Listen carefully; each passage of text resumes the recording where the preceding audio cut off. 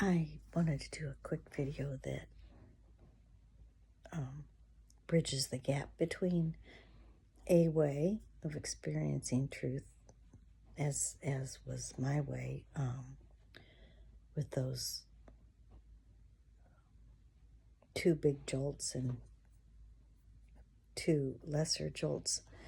I wanted to tie that together with the practice, and I'm well, you might know, not know. I'm recording these videos in, like, instead of since we're not all together at Carrie's house,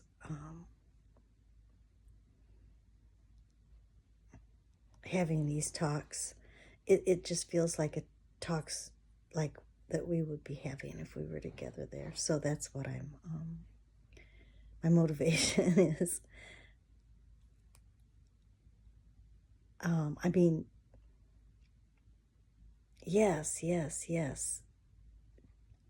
we all are being our own company.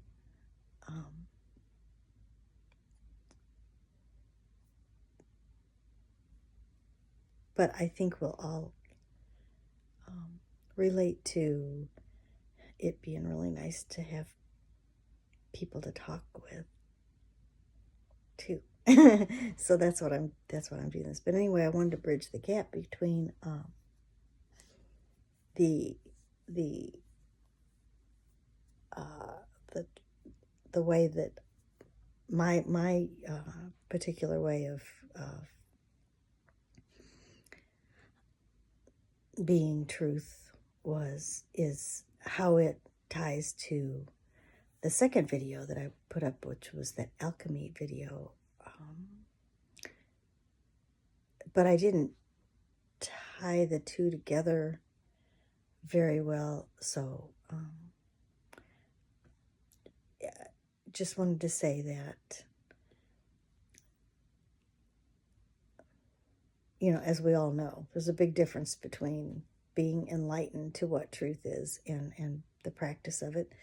And eternity was the hardest, the scariest thing to face.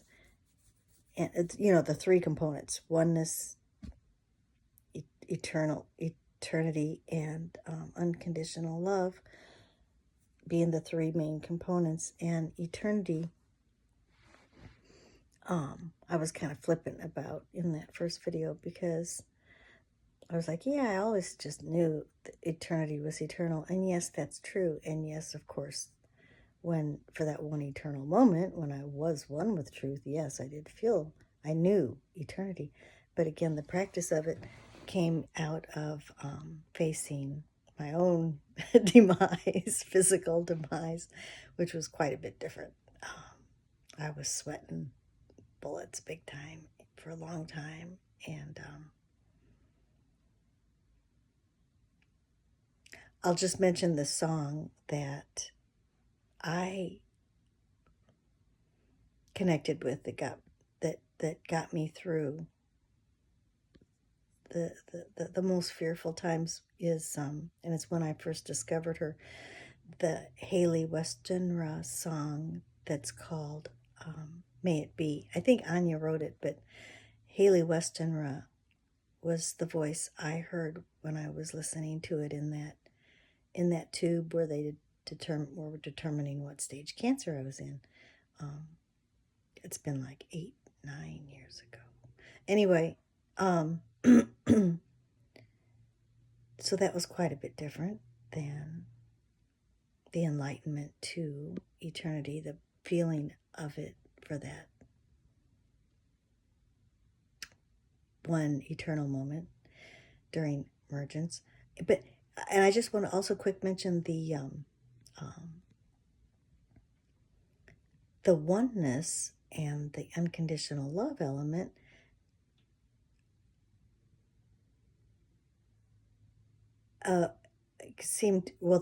They happened at the same time, and it was very recent, like last October, that that I grew into that. Because the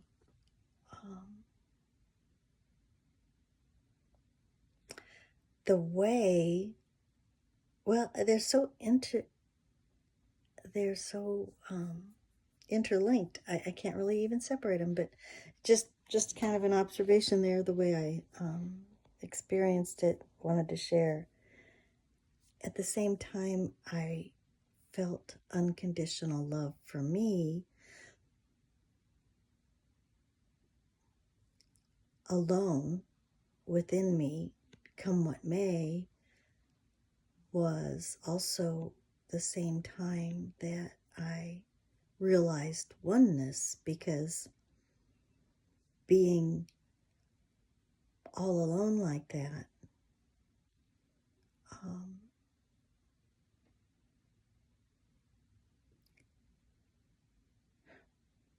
put the last puzzle piece of oneness into place, let's put it that way, and put the last puzzle piece of unconditional love into place. And I really glaringly saw how other-oriented I've been, and how codependent I was.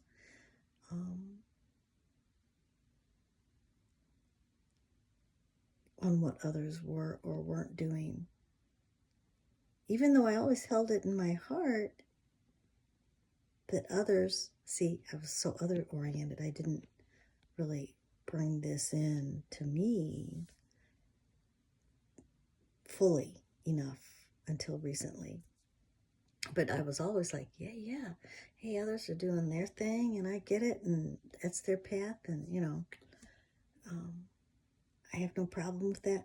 But then, when it would come to personal something or other with me, and others were in my face, for instance, with that video I did about my sister with the wedding dress thing,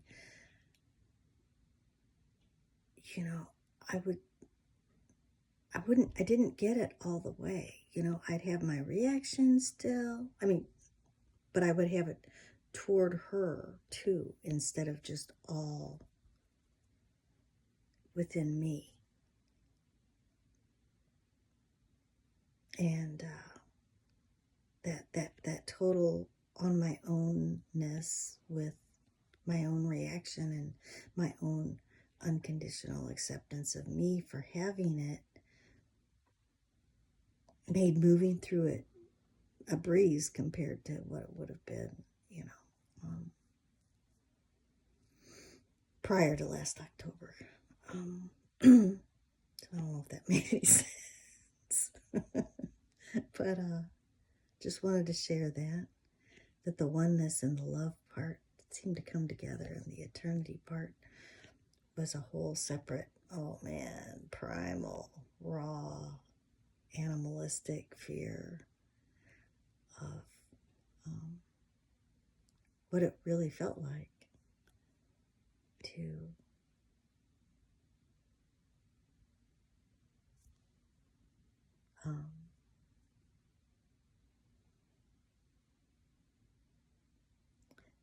to know there's a really good chance of leaving here ahead of time. So just wanted to share that, and maybe other people will have their own thoughts that come up. I know I do every time Carrie talks, or someone in the tribe talks. It's so great to bounce things off of each other and have, of course, all the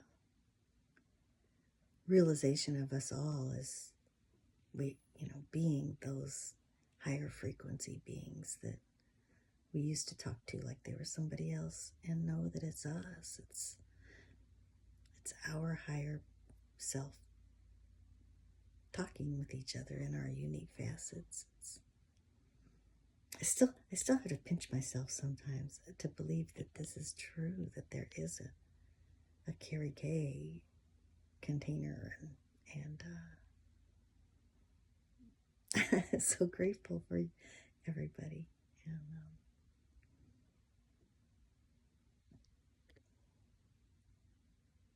we'll see if something else comes up later. I deleted a recent video or two, like little short ones. I was like,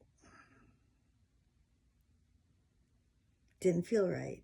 They didn't come out right. This one feels right, though.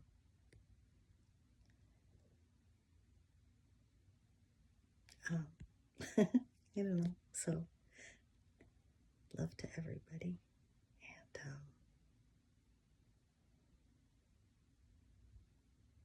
look forward to us all being together post-ascension or even earlier, maybe. We'll see. Everything is. We'll see. What's going to happen? Well, I don't know. We'll see. The only thing I do know that's going to happen is ascension itself. And that's all I need to know. That's all. So, anyway, bye.